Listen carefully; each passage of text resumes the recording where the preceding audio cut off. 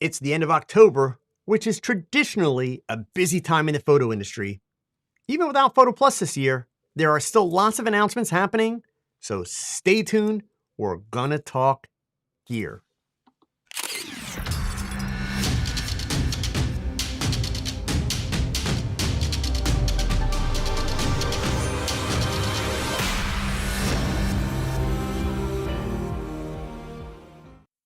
Hey gang, I am Joe Edelman, and this is The Last Frame, the only live show that usually has a focus on the hows and whys behind making consistently great photographs. But tonight, for the next 30 minutes, we're going to talk predominantly about gear and software in an effort to help you make smart choices to improve your photography. Now, if you're watching live, you know the drill. Please leave me a little note in the chat. Let me know you're here and where you're watching from. And if you're watching the replay, no worries. Leave a comment below the video. It's always cool to see where photographers are tuning in from. Already, I've got Mike here in Montreal, Jim in Maine, Steve in Michigan, Lawrence in Rugby, England, Chris in London, Alvin in Virginia, Steve's here from Minnesota. Who else we got? We got Eric in New Jersey, Eric in San Antonio. I got Bob here in Missouri. Thank you all so much for being here. All of you are part of a growing global community of photographers in over 100 countries who tune in to watch The Last Frame every week. You know, of course, it would help a lot more people find out about The Last Frame if you could do me a solid. Hit that thumbs up below the video. It's like, whoop, that side, right down there. There we go. The more thumbs up, the more YouTube will recommend the show to other photographers. And of course, while you're down there, feel free to hit that share button. Let your photography friends know that we are streaming live on YouTube right now. Fastest way to get the word out is, of course, Twitter, Facebook, and also, if you're a member of any photography clubs or groups, please let them know about The Last Frame. Don't keep it all to yourself. This photography stuff is not a competition. It is a passion to be shared. And a quick reminder before we dive in, tomorrow evening, 5 p.m. Eastern Time in the US, I will be presenting part 2 of the Art of Creative Portraiture for the B&H Event Space. Remember, this is a free presentation. The sign-up link is below the video, and I'll also share it with you right now in the chat so that you guys have it. If you missed part 1, you can still catch it. The link for part 1 is also in the video description. Tomorrow night, we're going to be focusing on lighting, backgrounds, a little bit of posing, as well as a little bit about post-production. So I do hope to see you there. They do it via Zoom, so all you need is a Zoom app and you're good to go. And full disclosure, you don't actually have to register. You can just show up and watch. All the information's on that page.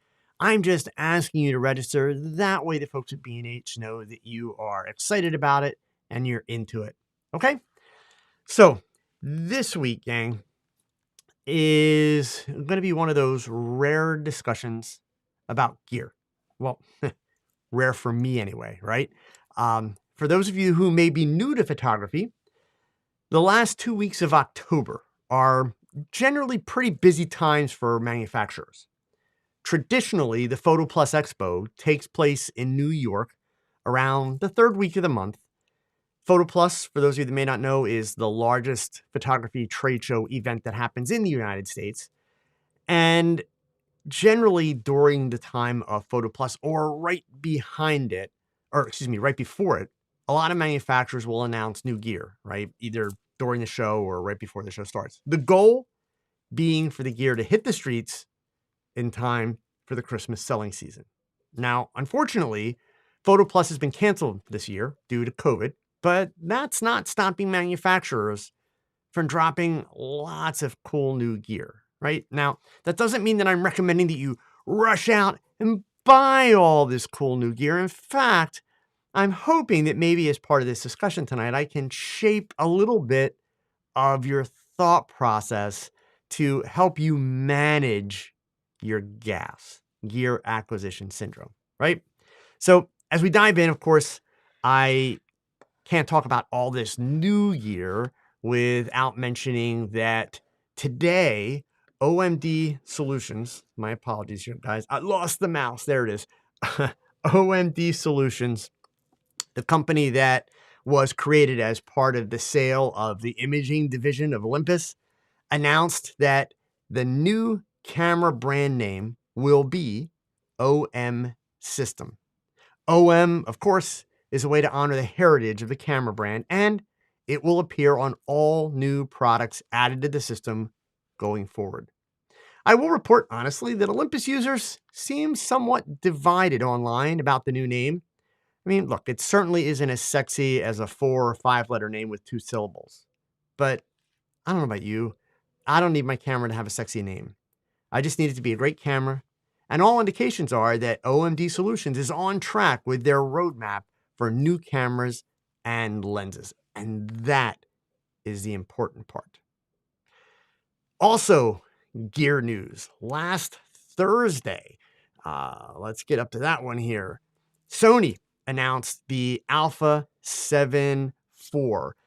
This is another full frame camera, but they are going out of their way to give this the hybrid label. 33 megapixels, 10 frames per second, 10-bit 4K 60p. Honestly, looks like a nice full featured camera. Selling price is going to be, I believe, about $2,500 for you Sony folks. You know, it's one more to add to the mix of many Sony cameras, but I'm going to come back and I'm going to talk about these cameras. And the reason why I wanted to do the gear tonight, like I said, is to try and help you manage your gas a little bit. But also I want to point out some things to you that we're starting to see in all this new gear, because I want to make sure you're paying attention to it. I've talked about it before, but it's starting to happen. So again, none of you need to rush out and buy any new cameras, right? If these new cameras are legit going to make a difference in your photography, then okay, do some research. I would encourage you to test them first, try them out. But I am by no means saying that anybody should run out and buy a new camera. Okay, so there's the new Sony. Tomorrow, Nikon is expected to announce their new mirrorless flagship camera, the Z9. That's supposed to be happening tomorrow morning at, 8 a.m. They've already released a few teaser videos. Features are expected to include 120 frames per second shooting, 8K, 60 frames per second capability, and the guesses are the sensor is going to be somewhere in like a 45 megapixel range. The teasers are also boasting no blackout in between frames, which would be pretty cool. Obviously, this is likely to be a flagship camera, meaning one, it's going to be pricey, expensive, big. But again, the reason to even care about this camera, number one, Nikon is still kicking, still going strong. Just like Olympus is still kicking, still going strong. These companies are hanging in there and they are moving forward and they are bringing us new technology. And especially these high-end cameras like the Z9, they're going to be carrying technology that's going to filter its way down into future models of Nikon cameras. So for you Nikon users, that's pretty exciting stuff because indeed there's some pretty heavy advancements here, right?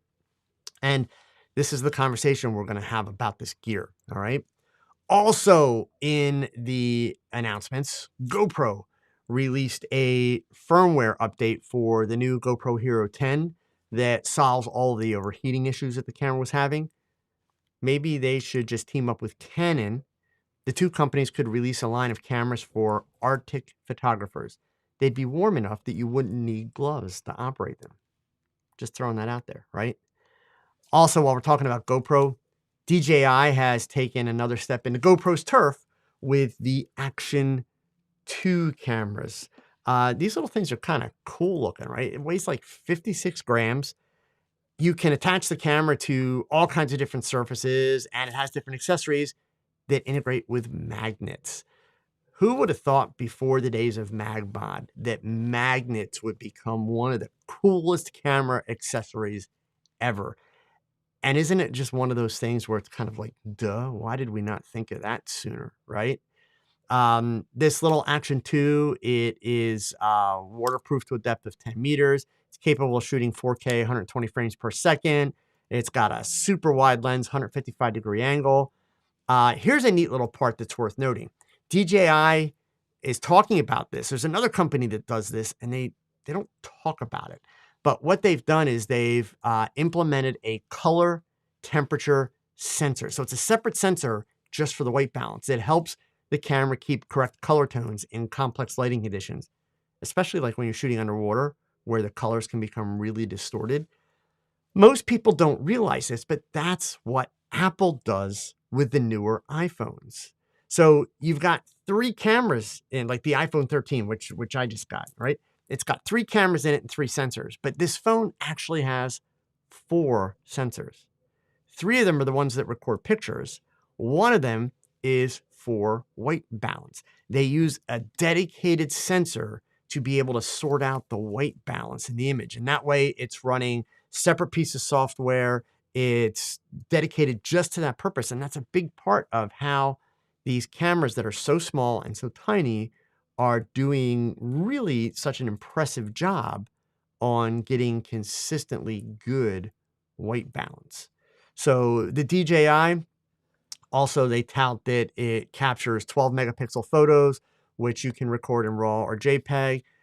Everything that I've heard, I don't have any firsthand experience, I've never touched the camera, but everything I've heard is that while the DJIs do nice on the video side of it, not a camera that you're really going to do for a lot of still work. And I will say, I do have a GoPro 9. I have had an opportunity to use the GoPro 10 briefly. And I'll tell you, the work that GoPro is doing with those cameras for such a small camera, really, really quite impressive. Certainly, I'm not ready to give up my Olympus cameras for them. I don't think they're at a point where they're going to replace that. But, you know, there's a good argument that there are times where it makes sense to be able to work with something that small that you can fit in your pocket and just have it there and be able to do almost anything with it. So, you know, definitely some exciting stuff that I think we're going to see coming, you know, from all of that. Okay. So before I go on to software, because we got to talk about Photoshop, right? There's some cool Photoshop that, you know, that hit, or Photoshop news that hit this week as we're coming out of Adobe Max, the big Adobe event. But here's the thing about gear. And one of the things that I'm encouraging you, because I know a lot of you, you know, are really on top of like, this company just released this company just released that, you know, this is bench testing better than that, all that kind of stuff, right? It's not that that information's bad. The bad thing is if you're running out and you're buying new stuff every time your camera company drops a new camera, because pay close attention, right? We are reaching a point in the evolution of digital cameras for most companies that when we talk about still images from one camera model to the next, we're getting into smaller incremental changes in terms of the feature sets, right? We are seeing advancements in frame rates. We are seeing advancements in the AI technology. In other words, autofocus is getting faster, white balance, image stabilization, all those things are getting better. But in terms of the actual picture quality, sensor, everything else, we're seeing smaller increases, right?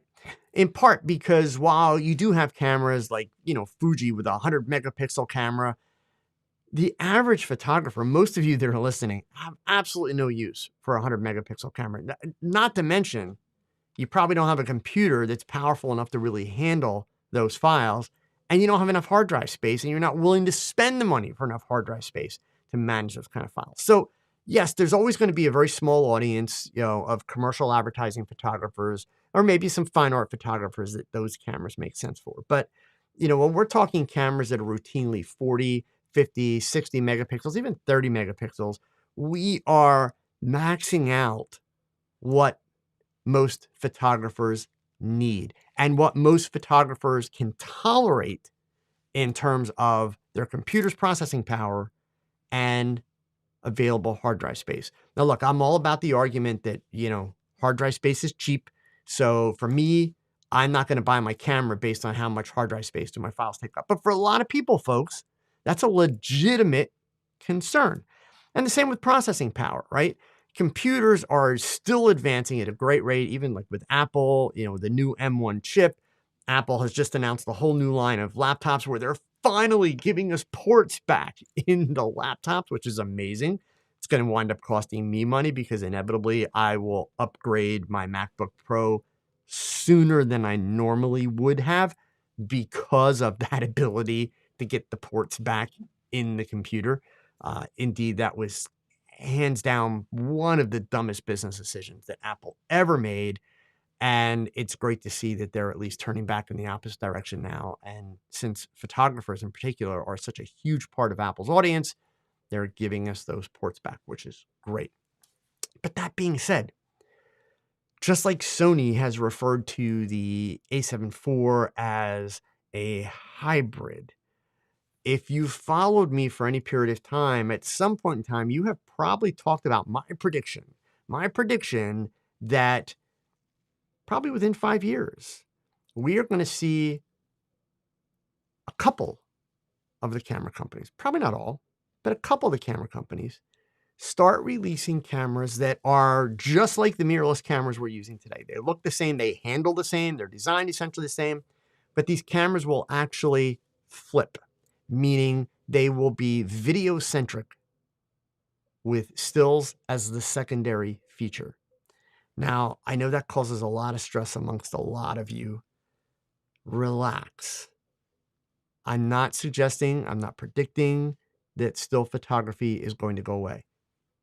I sincerely don't believe that the still image will ever go away. There's a simple reason for that, and it has to do with cognitive psychology. The still image allows us to see detail, see things that our brains otherwise just completely miss. It records moments that we are not capable of pulling out of a scene in front of us in real time, right? It's just not possible as a human. But what's to say that we have to keep recording a still image as a still image? You know, we're seeing Nikon now tomorrow about to come out with an 8K camera. So for video, but we're reaching a point where video files are pixel dimensions getting to be as big as what the cameras are putting out for full frame stills. One of the obstacles in making this flip happen is the processing power, right? If we're going to be able to record video that's that large, we've got to have a lot of processing power in those cameras. And processors are getting smaller and stronger, and we're getting close. So why would the companies go ahead and do this, though? And I know a lot of you are already thinking, if you use today's math, since 30 frames a second, we'll do 30 frames a second, is kind of like an average, shooting speed for video. And I know a lot of people like 60, but I'm not good at math, so let's keep 30, right? If you shoot just a 4-second video clip at 30 frames a second, that would be 120 still frames. And I know a lot of you saying, I don't want to have to edit that much. But you're overlooking the power of AI, the power of software, right? So as the cameras are able to manage these bigger files in larger quantities, the cameras begin to reach a point where they can provide us something that most photographers would be very happy to have. And that is the ability to never miss the moment. As long as you are aiming the camera in the right direction, and as long as you have your finger on the button or have started it, you will not have to worry about, did I shoot too early or did I shoot too late?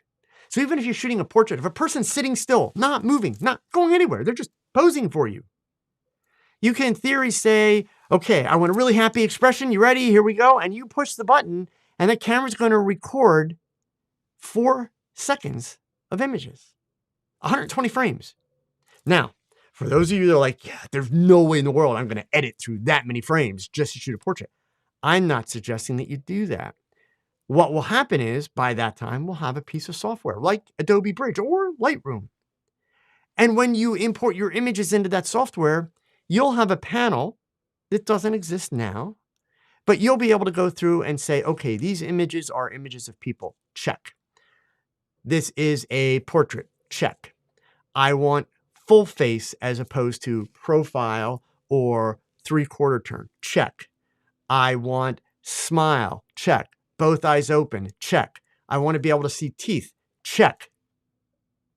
And then the software is immediately going to filter down through that 120 images, and it's going to give you 3 or 4 frames that look amazing. Meaning it will actually take you less time to cull through your images than it does now. So again, it's not here now. But if you pay attention, and this is when I look at the photo blogs and I read about all these new cameras, because I pay attention to these new cameras coming out. And believe me, as you probably well know, if you ask me the specific specs on any camera, I'd be like, I have no idea. Even a lot of my Olympus cameras, I struggle sometimes to remember all the little details of the specs. I'm not a gearhead that way. I'm most interested in the functional aspects of my camera. What is it going to do for me as it relates to the photography that I do, right? But in reading these articles and following these new cameras that are coming out, what I'm looking at is, what are the new features? What are the new capabilities? Where are they pushing the current boundaries of what a camera could do? And I'm simply trying to imagine, well, with that possibility, what might we be able to do? It's already very common practice to pull still images out of a video clip, right? But part of the problem is with that video clip, we're also shooting video clips. We tend to shoot video clips at slower shutter speeds. But as we are able to increase the number of frames that we can shoot, as computers get more powerful, what's to say that frame rate actually has to be an issue? What's to say that we couldn't shoot at a higher frame rate, but very effectively slow that down? Or for that matter, pull out the unnecessary frames for a smaller frame rate and have the software do it for us automatically, right? So all of these are possibilities that are right around the corner. And we're seeing bits and pieces of all of this software happening. The idea of being able to identify people and identify facial features and expressions and emotions, all that kind of stuff, we already have that. We just don't have a company that's put it all together in a piece of software like Lightroom or like Bridge. It'll happen, right? So again, some cool stuff coming. And I will tell you, I happen to know, aside from the gear that I mentioned tonight, there's a couple more announcements coming in the next couple of weeks in the industry. I unfortunately am not at liberty to tell you exactly what it is. I am particularly excited about one of them because I've actually been working on some of the marketing for it, and shot a marketing video, not a Joe Edelman YouTube, here's how you do something video, but a marketing video that I appear in one of my images in, and really, really excited about this piece of gear.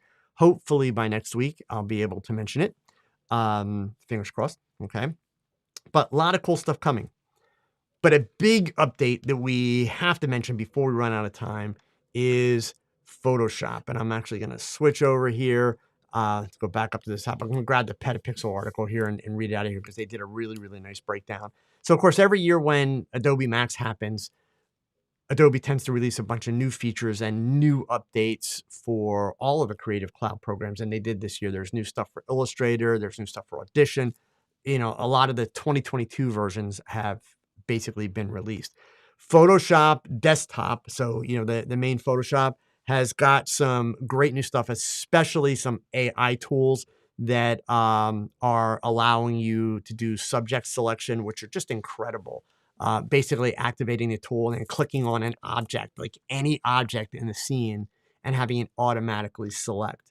I have not had a chance to use it yet. I literally just updated my Creative Cloud this afternoon. So, and that's one of the neural filters, but I have all that stuff installed.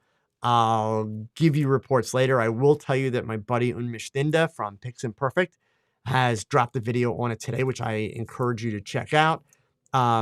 He is reporting and showed some great examples where the selection tools are doing an amazing job, and also some areas where it really struggles. And interestingly enough, one of the areas where it struggles a little bit, depending on the lighting situation, is with hair, like you see in this shot. But all in all, especially objects that have clean edges, super fast, super accurate, super smooth selection. So really, really quite impressive.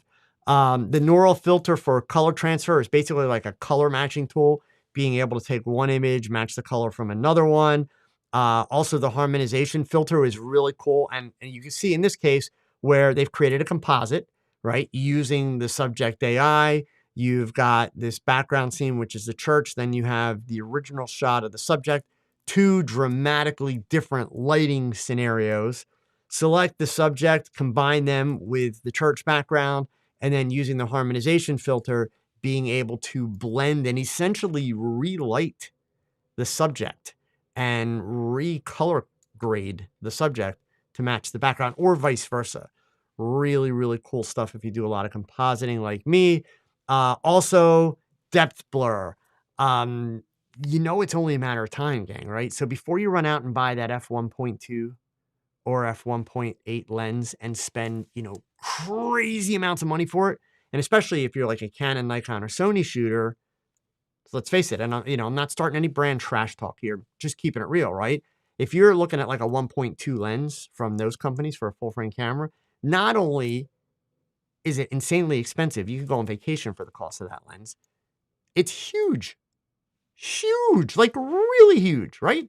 So you've got a lot of things happening in software that are getting better and better and better and better at creating depth of field. So now think about it, gang.